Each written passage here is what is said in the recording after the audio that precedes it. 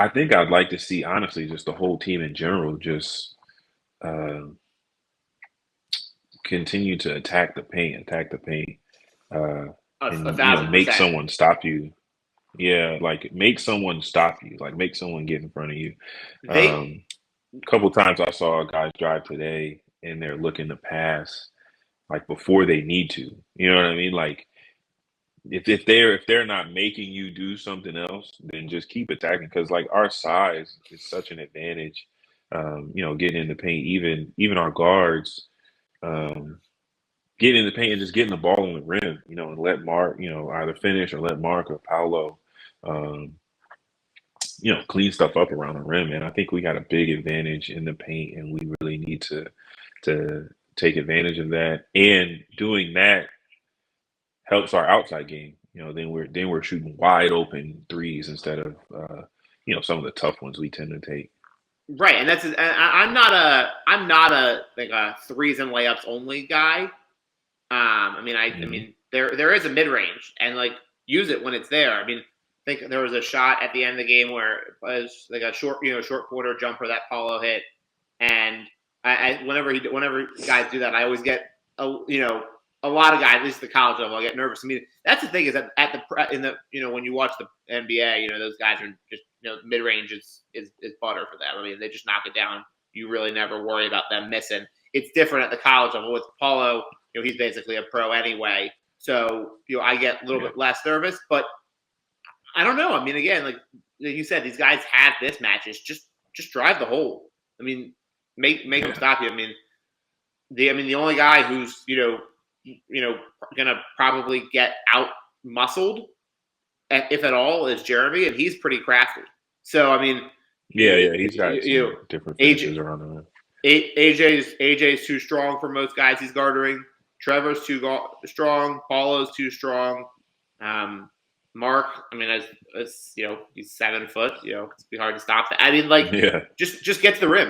Um, yeah. I mean, I think we could play bully ball. Honestly, we could play similar to how Carolina played for a while, man. mhm. You got two bigs, and you're gonna have to stop them. You're gonna have to keep us out of the paint, like, and it's difficult. Not very many teams are going, on their front line, 6'10", 7 foot, and then another 6'10" off the bench. Like that's a lot of size. So we really, I mean, I think we should try and take advantage of it. So I guess I'm trying to think because you've played with a couple really good true fives, rim protecting fives, and it feels like I can't really figure out why this team is having problems getting off, or giving up so many offensive rebounds. Is it just because Mark's blocking? Yeah, He's leaving his feet. Guys aren't like what is it? yeah. I mean, Mark's a shot blocker, so he is going after everything, and that causes his man to be open. If he doesn't get the shot Sure. block, his man's open. So um, it's a situation where you got to be more cognizant on the weak side and like what we call help the helper. So if Mark's Mhm. helping, then you got to help Mark. Like so you got to crack down on his guy. Um, and also I think Mark has to sometimes be aware in situations where like you're not gonna get that block. You know what I Right. mean? Like so I'm better off just blocking my guy out Hmm. than going for this block that I'm not gonna get.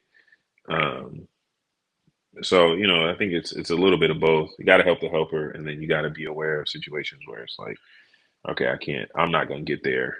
Uh, let me just try and get the rebound.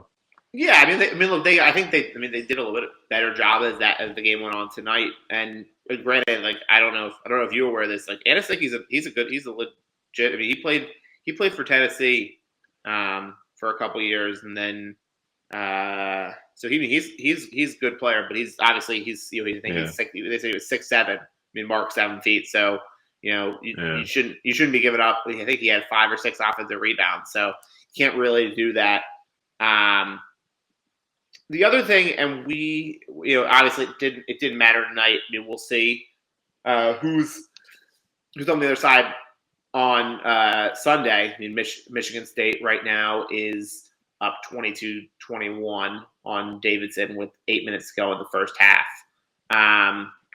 This team, this Duke team we saw in the AC tournament final, it's a short bench.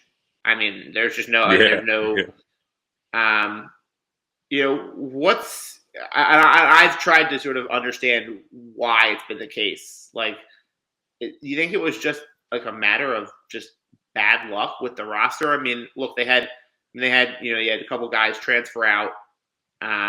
You recruit the guys you have, but at the same time, like, I don't understand why.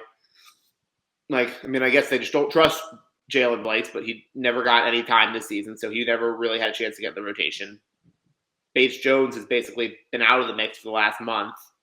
And as we saw again tonight, like, Joey Baker's a liability for the most part.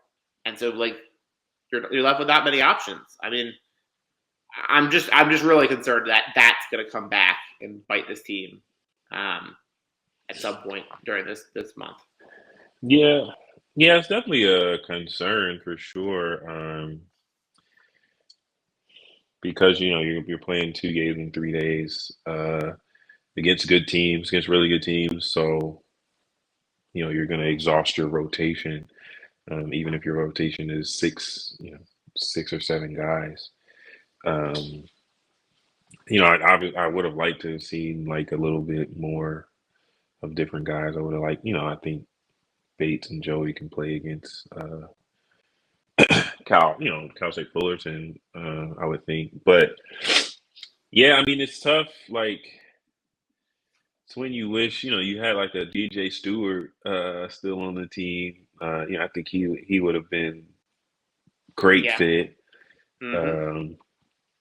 He would have got, he would have played. He would have been on the court. Right. I mean, that's the thing. Like, look, and I don't know.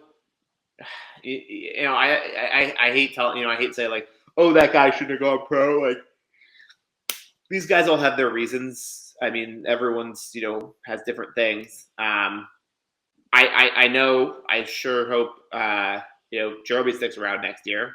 I mean, I don't know. I don't know what we like, but I'd love to have. I mean, who knows what's going to happen with I think Caleb Foster if he were to reclass up or whatever. But, like, guess what? The way Jeremy Roach is playing right now, if he shows back up next summer, who's going to be running the point next year, and he's going to be that much better.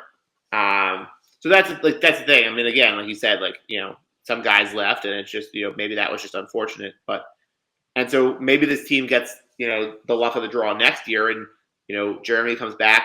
I don't know what'll happen with Wendell. He'll probably go, but maybe Wendell comes back, and then he's gone. He's probably gone. I know. I'm just saying. But okay. Yeah, okay. I mean, it's hard.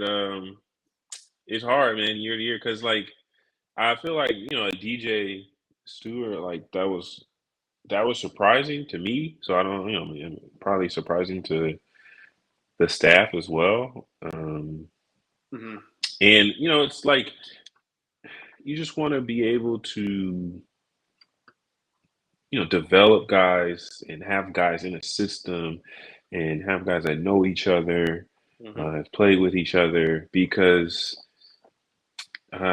typically that's what makes good teams in March is, like, you got to have some older guys who have been through things, and you're not teaching on the fly.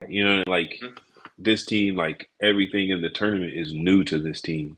Whereas you look at, like, the 2010 team, they had done everything in the tournament, right? They had lost in the first round. They had lost in the Sweet 16. Like, they had done it all. So this was all like,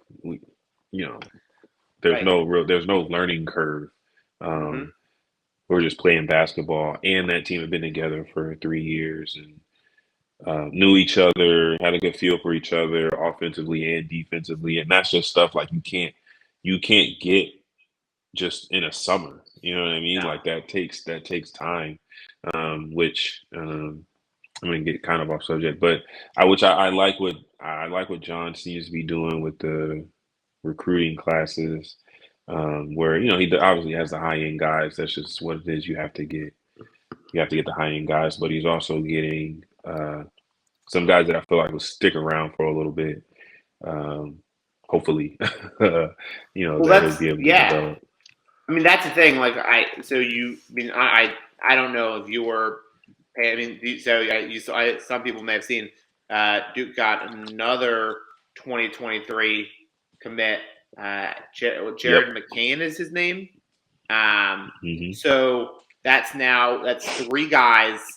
That's three guys in